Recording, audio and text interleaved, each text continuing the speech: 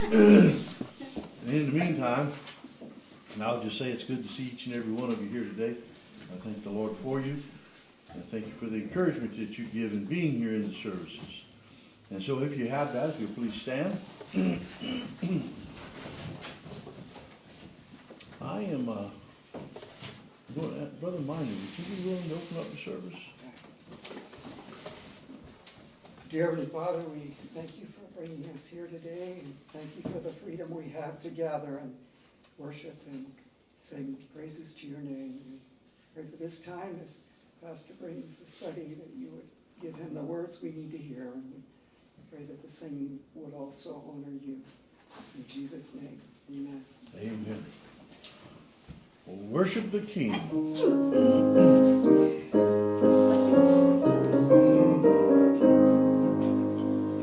Oh, worship the King, all glorious above, and gratefully sing His power and His love. Our shield and defender, the Ancient of Days, a million in splendor and girded with praise.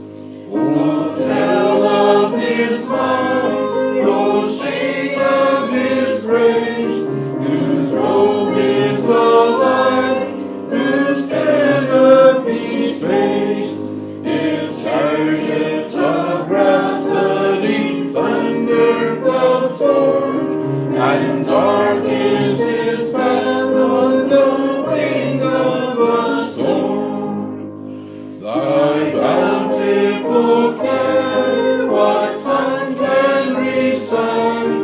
It breathes in the air, it shines in the night, it streams from the hills, it descends to the plain, and sweetly distills in the dew and the rain. Frail children of dust, and feeble as frail, in Thee do we trust, nor find Thee to fail. Thy mercies how tender, how firm to the end, our Maker, Defender, Redeemer, and Friend. You would just go right over to 184.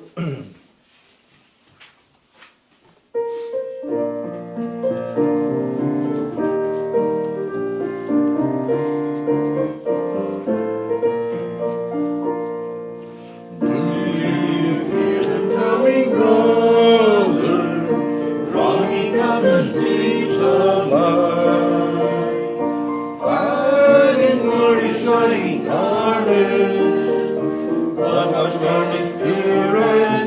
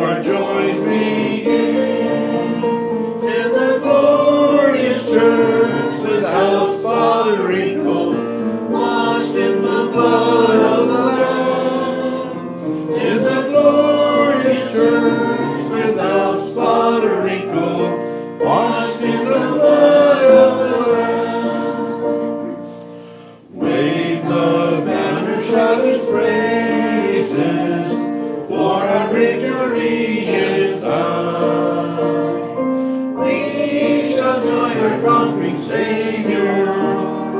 We shall reign with him on high. 'Tis a glorious church without spot or wrinkle, washed in the blood of the Lamb. 'Tis a glorious church without spot or wrinkle, washed in the blood of the Lamb. All right, you may be seated. I noticed, and my wife noticed too, that on the third verse, when we got to the second stanza, I went to the fourth verse, and she started grinning. Well, I have an excuse today. I have started taking what they call slippery elm bark. So I guess it just helps me slide from one stanza to the other. It worked. Anyway, it's supposed to help me stop coughing as much, but we'll see how that works. Anyway, if you would turn in your Bibles to the book of Judges.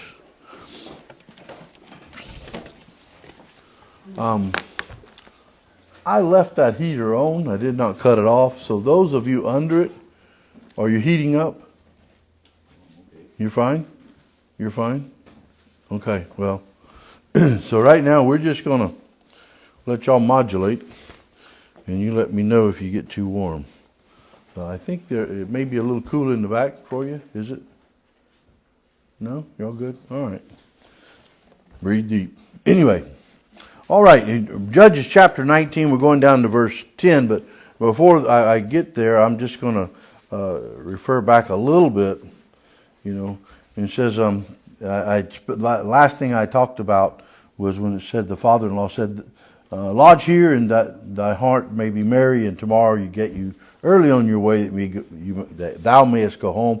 This is the first time he ever said or mentioned about them departing. The whole rest of the time he's been wanting them to stay. So I looked at whatever information he was after, whatever he needed for his heart to be merry, whatever it was, he's now got that.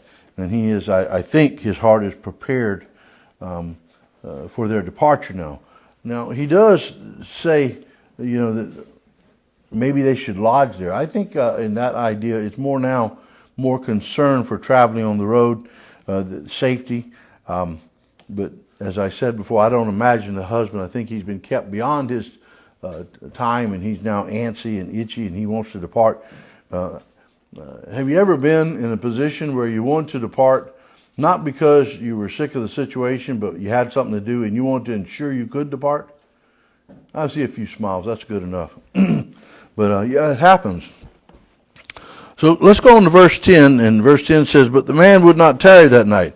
But he rose up and departed and came over against Jebus, and which is Jerusalem, and there were with him 2 asses saddled. His concubine also was with him. And so we find the husband is now determined.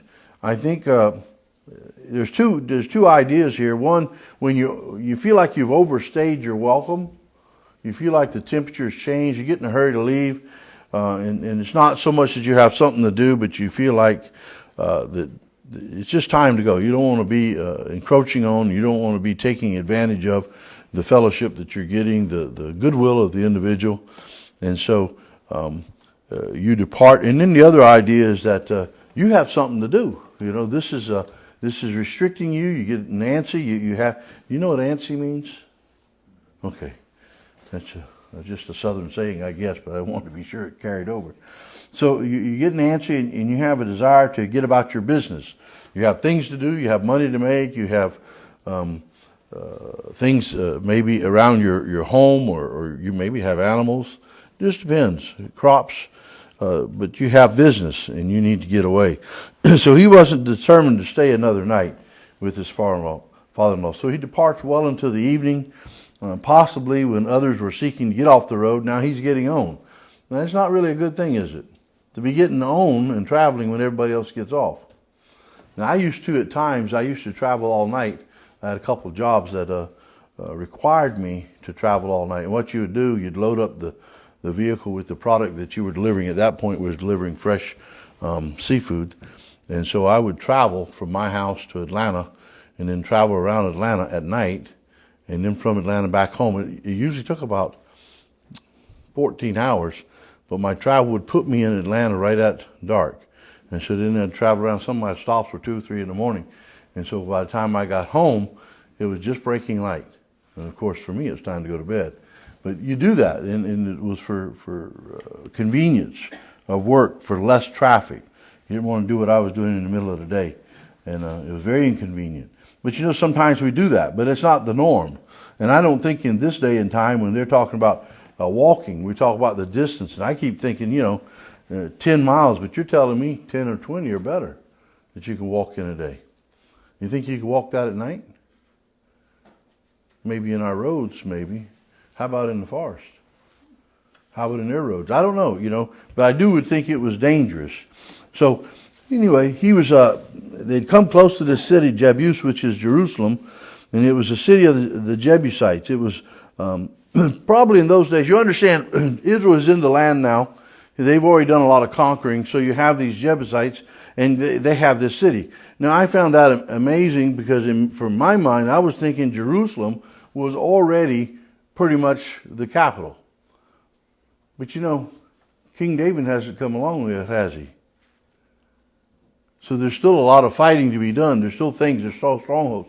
They may be in the land, but they've not got total control. So you kind of wonder now, what is the relationship? You have a foreign people who've come in, an alien people who've come in. They've come into the land of Canaan, and they have started, they've defeated kings, they've taken over.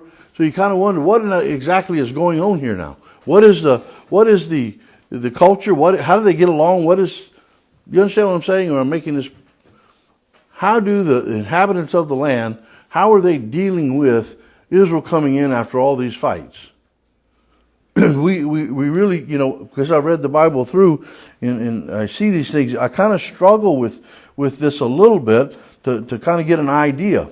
But this is an understanding I do know, is that Jewish people probably were scattered throughout. I don't know if they were in the city. They could have been. It could have been a stronghold for the Jebusites. But they could have been there, but they would have been around the country because this man's traveling back and forth. So there was freedom to travel. There was a level of contentment with their position and where they were as far as the Jebusites. And there was a level of contentment with Israel and the Jewish people for them to be traveling like that. So it's probably for the most part peaceable. But there's still some issues which we will see. This man was a Levite. So this would give you an idea that he was a minister of God, a priest if you would. And how would he have looked at these people? Now, do you know who the Jebusites are? Okay. The Jebusites were descendants of Jebus, the third son of Cain. So you're understanding, this would be in opposition to what the Jews would. So for a Levite, he's looking at these people as unclean. Now, I have another question comes in. When we look at this, and I'm actually going to jump ahead a little bit. When we look at where he's going to, where he's headed, he makes the statement, we will stop in Gibeah, or we will stop in Ramah. Gibeah and Ramah were both cities of the Jews, right? These were Jewish cities. So he said he'll stop in there, but he won't stop here. Why? Why won't he stop here? Two things should have jumped out to you. Well, said we won't stop in the city of a stranger. But why? Two things should have jumped. They're not of the children of Israel. They're not of the children of Israel. So he's Jewish, they're not. Second, he's a Levite, which means to him, these people would have been unclean. Now, I was looking at this, and I looked in 2 Samuel 24. In 2 Samuel 24, after the plague had hit Israel, you have Araunah or something like that. And when King David come to him, he was in his threshing floor. And that threshing floor would have been, if I'm not mistaken, would have been in this in this area of Jerusalem. And I was trying to think of the exact thing, but you can go back and look at 24:18 through 25. But so we know that the Jebusites were still in the area at that point. We know there's some interaction there. So we have these Jebusites They're living in the area, and something tells me when you talk about the threshing floor, they were what? They were farmers. Apparently they farm wheat or barley or some kind of seed crop like that. So when I go back and I see that, I understand it could have been a mix. There could have been both living in there, but still he would look at it as unclean. He would have looked at the Jewish people that were living in that city as unclean because they were beginning to be a mixed multitude. And so I could understand in his mind. He was traveling also. The idea you said stranger, that's interesting. These people were alien to him. They were foreigners, And if you take the etymology of the word and go back a little bit, the city, he was basically, there was an implication in that wording, and I'm still ahead of my game, that the city was one of calamity. Now, Jerusalem is not, the word Jerusalem is peace. But he looked at that a little differently. And I guess you have to go back and study and find out through time. But I didn't take all that time to do that. Anyway, we'll go on and I'll quit bumbling around in that. I see here that this was a man, and he says he would not tarry that night, but he rose up and came over against Jebus, which is Jerusalem. And there were with him 2 asses saddled, his concubine was also with him. He doesn't mention the servant right here, but what I do see is there, in my mind, all this points to she decided to return to him, or with him. It points to me to there was probably a successful union or reconciliation from this standpoint. And from my study, as I said, I think before, there appears to have been about 6 miles they had to travel. They didn't make it far. Comparison, I was thinking 10, and you're telling me 20 or better. They didn't really make it far at all. They made what you would in about a quarter of a day. I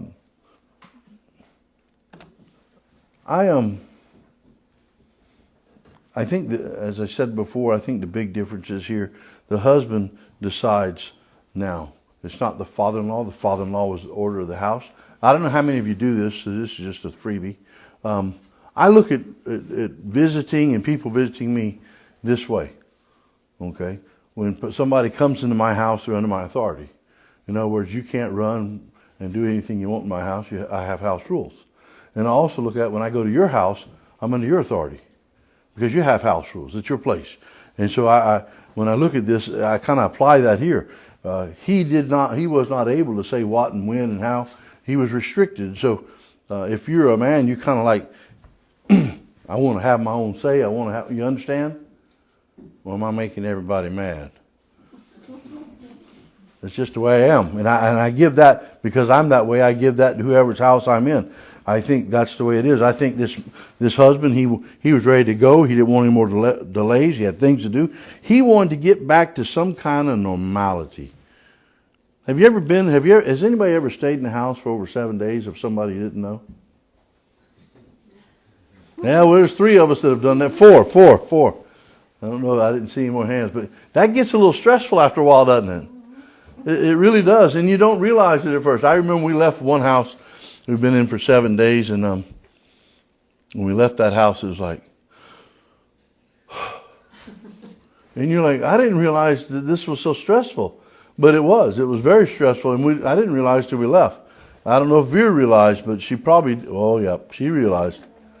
So it is. So I kind of understand his desire to depart. I understand getting back to the normality, the way you normally live your life. I also understand when a person is driven to achieve something. Like I want to do something. We're traveling. I'm going to give you a little bit of insight into what I was. I'm not quite the same today. When we first started deputation, we had this thing called salad in a bag. You ever heard of that? Have I ever spoken of that? So what it was, you've heard that? Yeah. So what it was, basically, when I start out, let's say I have 1,000, 1,200 miles to go. I am like a bullet until I get there. And then when I get there, Vera goes, you're 2 days early. I said, who cares? I'm going to have a hotel somewhere along the road anyway, so I just soon have it there so I'm not stressed. Salad in a bag was when we started these travels, I only stopped really for one thing, unless it was emergency. I stopped to get gas. And if you had a bathroom run, that's when you made it. I mean, now every now and then you just have to stop outside of that, but I'd try my best not to. It was a real distress to my wife. So she asked me one day, she said, let's stop and get a salad or something. I reached down the cooler. I said, there you go. There's your salad in a bag. She said, what do you do when you got a Ziploc bag with salad in it? She said, how am I supposed to eat this? I said, And so that's what we did. That was my early days. It took me, 10 years to get out of that? Early days lasted. Anyway, so you get driven to do things. So I can also understand he's driven to get there. And you kind of relax. And then once the reconciliation is made, then you got something else driving you. I mean, that's done. That situation is resolved. Now I'm driven to go somewhere else. So I do understand that. It seems like what's happening. He felt he needed to get home. He felt he'd spent too much time away. He was pressed to return home. I don't think he was clearly thinking of the dangers. I was thinking he had one thing on his mind, and he needed to get away from the father. Then you go to verse 11. It says, when they were by Jebus, the day was far spent, and the servant said to his master, come, I pray thee, let us turn into the city and the Jebusites and lodge in it. I can imagine at this point the servant's thinking, man, I've done wore my feet down to a nub. I'm to the ankles. Come on, let's go. He give it probably a very firm suggestion, but how firm can you get with your master? You can only get so firm. You can try to lead, but he's got to follow. So what we have now is his poor choice of when to leave and when to stay leaves him in an undesirable situation. Have you ever done that? Have you ever done something that it was your choice and left you in an undesirable situation? I see some smiles. I will make an admittance that I have done that more than I care. But I have a wonderful blessing in the house. Vera always tells me, you know what you did? No. At times. I'm probably worse about that than she is. So now we have the day. It's far spent, close to dark. They're not close to home, and will need a place to shelter for the night, for safety. I imagine in that days, well, I don't know if I want to get in there and tell you what I imagine. You might think I'm crazy. But I'll tell you anyway. I think there was things that alive in that day that weren't alive in this day. We hear people talk about dinosaurs 60 billion years ago. There's a word that applies very good to that. It's called baloney. The world has not been around that long. I think the world's been around probably 6,000 to 10,000 years. I think that would fall into the biblical range of what I've seen. So would it be possible for dinosaurs to have been alive in that day? I think very, very easily they would have been. And can you imagine camping out on the road under the nice pretty stars and then having them blacking out because some big beast was there? Can you imagine being out in a place where there's no safety and hearing one of them things growl or walk? Or I'm sure that servant boy may have had that in mind. You know what? Even if there weren't those, you had lions and tigers and things like that, depending on the area they was in. And so I would not be over zealous about sleeping on the road at night. I would want a fortified place. And so look for safety. But they also had another problem. They were not close to a city of the Jews. Around the original inhabitants, the son of Cain, the third son of Cain. This is his descendants. Would you have thought in your mind that possibly these original inhabitants would have held animosities? That used to be a place where we had a field and we planted wheat and we did all these things. Now, there's people living there that are Jewish people. When I was in Ukraine, the people from Uzbek started coming back that used to live in the Crimea. And they started coming back, and some people would have what they would call dutches. They would have fruit trees in front of their house, but it wasn't really their land, so to speak. They had never bought the land, but they bought the home. And so these people would come in and actually build a home right there in their fruit garden. I'll tell you what, that caused some problems. I mean, some of them would not leave their house after that for fear they'd steal their house. So there's all sorts of animosities and hard. So I could see that. And coming into a land and capturing the land, I could see where there'd be problems. You know, some people would be jealous. Why didn't I think of that? Some people would be scared. Oh no, they're going to take what I got. They're going to kill me. So there's all sorts of emotions running through. And now I'll stop and ask this. It is possible that would happen, but it would always be those who would trust the Lord. God had brought them this far. Why weren't they trusting him more? Why were they not involved? Well, I think that's when we come up in here, we'll see some things in this. So anyway,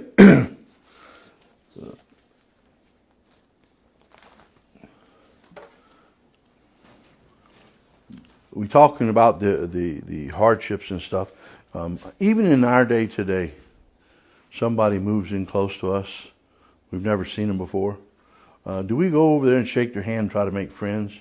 Or do we huddle up in our house and watch them? I'm serious. Do not some people, you get in a crowd of people and you throw another crowd of people in that they don't know, or you go somewhere and you don't know the people. What kind of personality do you have? Do you go out and you make friends, or are you one that kind of holds back? And if they're the minor, if they're not, not minors, if they're the less, they're not the majority. How do I put that? Anyway, if they're not in the majority, are you the one that's going to talk about them? Are you the one that's going to hold hard feelings against them? You know, we call it racism today. I don't like to use that word. This has always been a problem. You always get people into a group of people. Well, let me rephrase that because that didn't sound right. You always get a group of people that's been functioning together like our church. And then you have some other people come in. Now, we're very fortunate here. We are a friendly church. We've worked at that, by the way. We have worked hard at that. So we're a friendly church. But let's say we weren't as friendly. People come in here, what's wrong? And then, we talk. You see what? They let their kids, Well, you can either be friendly and try to break down those defenses, or you can make it worse. You can antagonize. There are people, the moment they get around other people of different color, they have something to say. They always, constantly, and it doesn't matter whether you're white, black, tan, whatever it is. It's always been, there's people are people. You understand? We're not that type of people, I hope. We should be what God calls a peculiar people. My wife says I match that, by the way. But you know what I mean. People have always inflicted suffering on what is new or different. I often think of, as an illustration, chickens, pecking order. We brought a cat home one time to our house. We had a nice cat. But this was a pretty little kitten I found. I said, well, I'm going to take it home. That was what we call the beginning of wars. I mean, they did not get along good at all. That didn't last too long. But anyway, some people just like to do that. They like to instigate. Now, in this situation, in verse 11, he said, when they were by Jebus, the day was far spent, and the servant said unto him, the servant was trying to lead his master. He was ready to get off the road. This was late in the day. Maybe he was young. He was scared of the dangers. I don't know. He said, I pray thee, man, come on, I'm begging you. Let's turn into this city of the Jebusites and lodge in it. Now, I got another question for you. He's a servant. Did this servant have to be a Jewish person? No. He could have been a Jebusite. He could have been about anything. But he was a servant. Now, and I often wonder, was he an adult or was he a young man? What was he? But anyway, so he wanted to get off. He said, let's turn aside. No, we're not going to turn aside. We're going to go home. Looking back now, that was a bad decision. Why didn't he turn aside to the Jebusites? Why didn't he go into that city? Said they were strangers. They were strange. They were alien to him. Different culture, different people. What happens in a situation like that? You don't trust them. You don't know. I'm a little afraid to get involved in this. How many of you, now we have some Filipinos here, how many of you, when you first come over, did it make you nervous? You didn't know what to expect. And we have somebody from China. How about you when you come over, you didn't know what to expect? You know what I was told when I was going to come over? Everybody say, oh, we're so sorry for you. You could be in waist deep snow. That's what they thought of Canada. I was going to be in waist deep snow. And I'm thinking, really? I didn't know that. Because I'd already talked to somebody who lived here, and they said, no, we don't get that much snow. So I didn't know where they got that. I didn't know anything about Canada. But you understand, everybody's perception is not the same. It's different. When we went to Ukraine, I was afraid. I couldn't understand anybody that spoke. They didn't speak English. You laugh because you know exactly what I mean. I mean, you didn't, the word for chicken. Kukuru, no, that's kuritsa. The word for corn, kukuruza. And I'm like, what are they saying? And then I was told they didn't have grits either. Man, I was upset. So anyway, I don't think he wanted to be stained. I think he wanted to remain clean. Now, if you go down to, I think it's 18 here. 18 gives us something that we didn't have before, which also could lend to this. And he said unto him, this is the old man, we haven't got there yet. We are passing from Bethlehem, Judah, toward the side of Mount Ephraim. Now, that we understand Mount Ephraim, don't we? Who was there? Micah and the Levite. So we go down and it says, from thence am I, and I went to Bethlehem, Judah, but I am now going to what? The house of the Lord. Now, if he were to go into this city, would not he then be unclean? So you understand there's a lot of things that play on this. So we really don't know, but we do understand as we go forward that he was going to the house of the Lord, and this could have been a pretty serious thing for him. But I don't think his servant held to this conviction, so I'm wondering if he was Jewish or not. Now, let me stop and just say this. It's not that he could have been of Jewish descent, the servant, because it's like Christians. Some Christians, they'll be in church, they won't go to the bars, they won't go to anything that bring a reproach upon their name, and then you have other Christians who claim to be Christians anyway, and they may still drink, they may still go to the bars, they still may go to places where they shouldn't, they may still gamble, you understand? And so people are people again. Some people will hold to their beliefs, and some people, well, this is just, it works for me today, it doesn't work for me in this situation. We were in McDonald's, not this Thursday, I think it was last Thursday, and I was offered a raffle, is it not a raffle ticket? Lottery ticket. And the person said, well, I go in there and I buy my lottery tickets, and they kicks me this one out for free. So you got a cell phone, and you can scan it, and you can have whatever it gives you.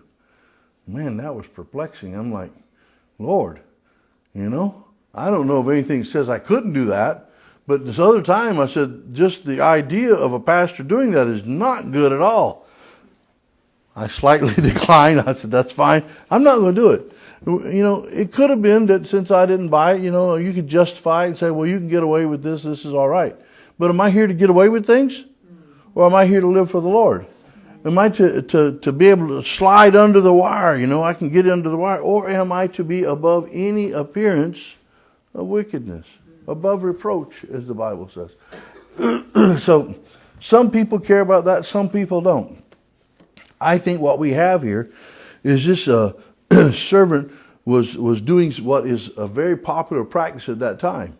It's not that we have to be so stingy. We don't have to be so strict on ourselves, but we can enjoy life and understanding. We already have Micah. We already have these pagans. Is this Levite pagan as well? Or is he literally going to the house of God and he's got an upright heart? We don't know these things. But I do think in that day, it's like our day. You have the wicked and you have the righteous. And I think the wicked always outnumber the righteous. And we have to be careful of their influence. I think this is very possible that what was going on. But I also think this Levite, no matter what he was, and I'm just going to say this, I don't know whether he was a righteous man or unrighteous at this point.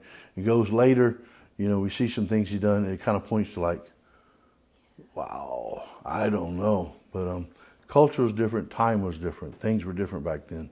But you kind of wonder where he's at. But I'm looking at this and I'm thinking, it's hard to judge these people. Different time, different era. What would you do in his situation, in his time, and in that culture? I can't answer that. Can you? I want to hope that I'd be serving the Lord and I'd be trying to keep myself righteous. I hope that I'd make the right decisions. But you know what I don't read in any of this so far? And he prayed unto the Lord, and the Lord guided him and showed him and revealed unto him the way he should go. I don't see that here. And I don't see any of that. So it kind of makes me kind of wonder.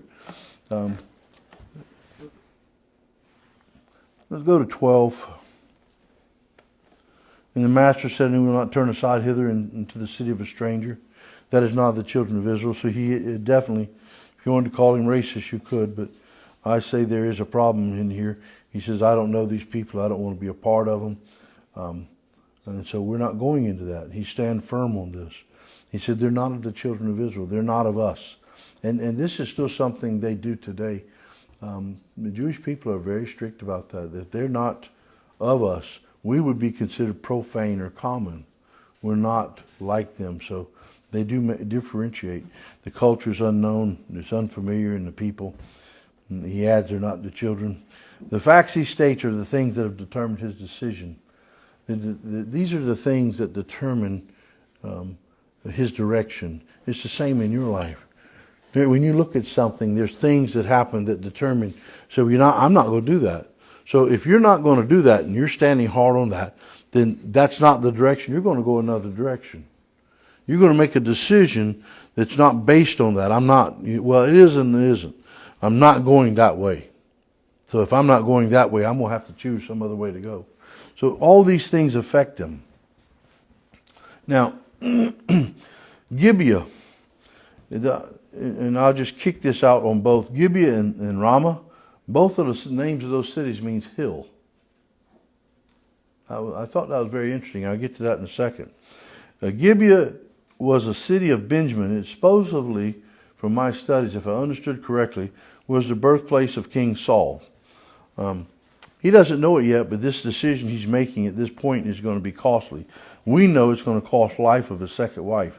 I'm not sure what else it might have cost him, but what I do know, and I'm perplexed at this because I can't answer this at this point, what I do know is God is trying to teach a lesson.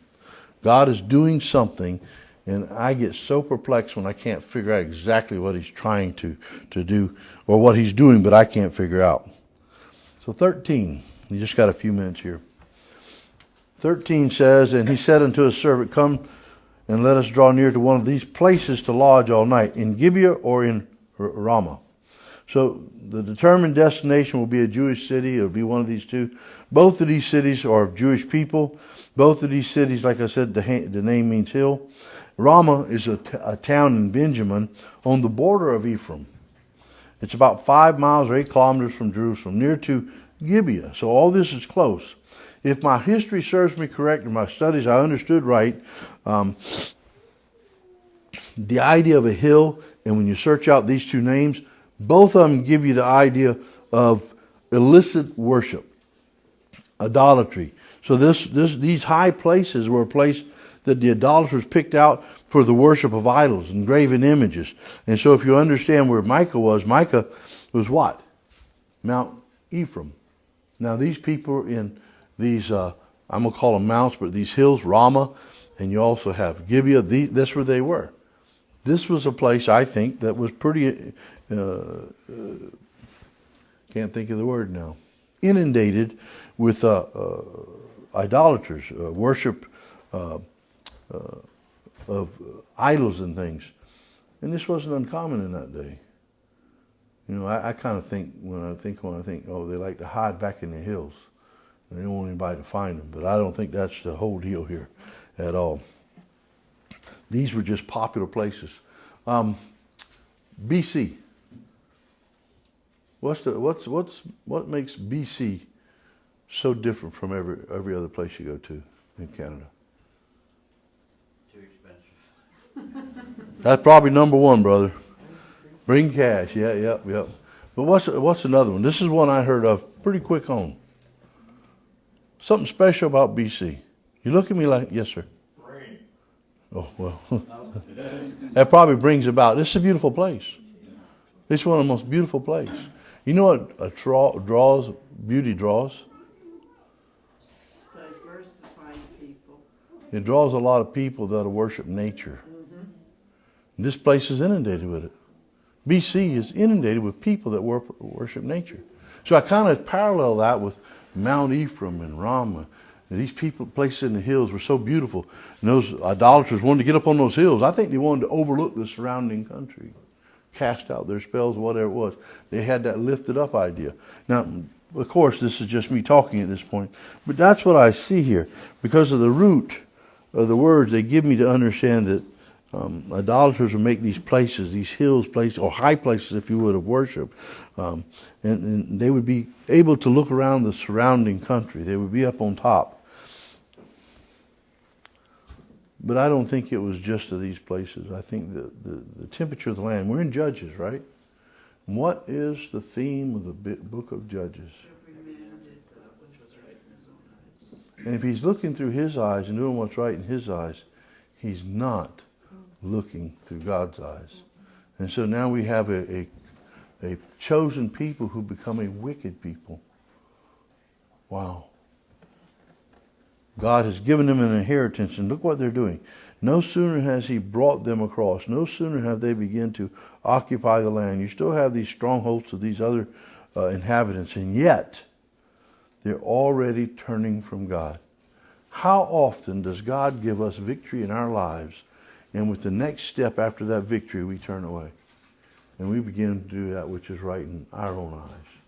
You know what? I appreciate what you've done, Lord, but I have a way that I want to live my life. I have a way that I want to walk on this earth, to achieve the goals I have to achieve. And I appreciate what you've done, but I think for right now, you just go on back to heaven and I'll go on about my life. I don't need you right now. And I think that's actually is a very popular opinion among people. You know, we're doing all right now. You've gotten us out that little clinch there. We had a little difficulties, and now we're fine. So leave me alone. Let me live my life.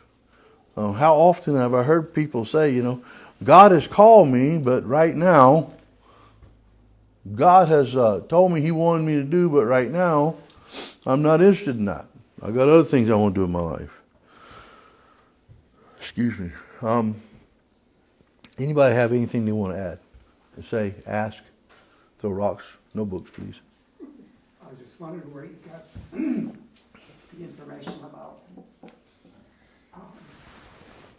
Cain's third son being, wasn't Noah the only one after the flood, and all descended through him, and he was a descendant of Seth, Cain's younger You know, brother? I can't answer that just like you say it, but when I was looking through, I have a Bible program, and I'll tell you exactly what it says, because I wrote it down somewhere here.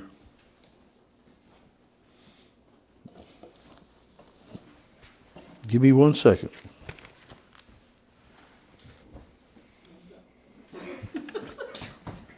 Thank you. It's all right. It said Jebus, the third son of Cain.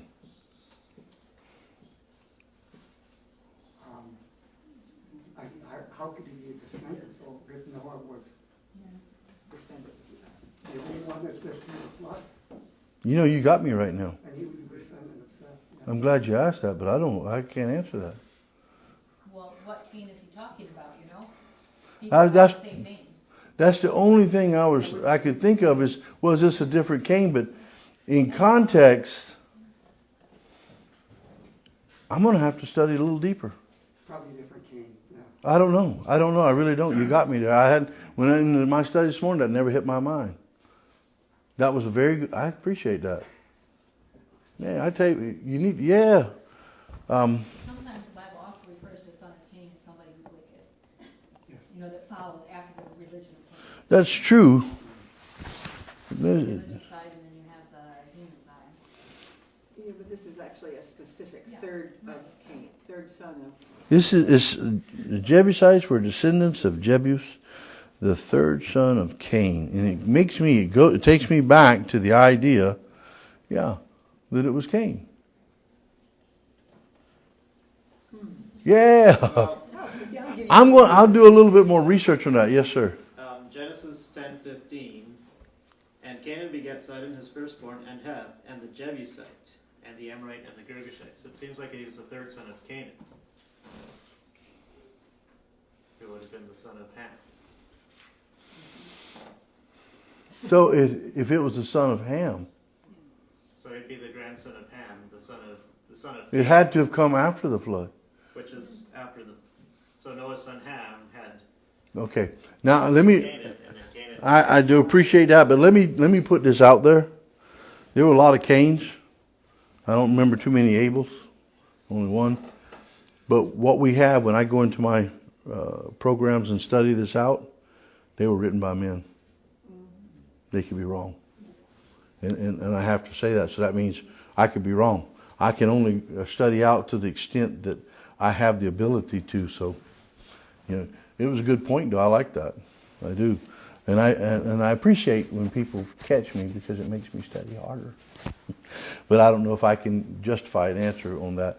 I understand what he's saying, but there are gaps. When we go through the Word of God sometimes, we're not told things. And there's a reason for that.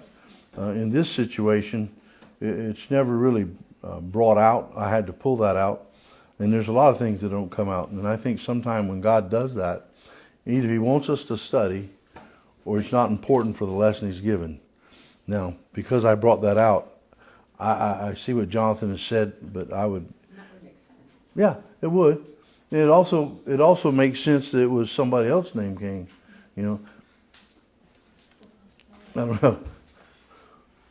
For you. All right, we're going to dismiss. I'm into your time now, and we'll be back on the hour. Very good question. I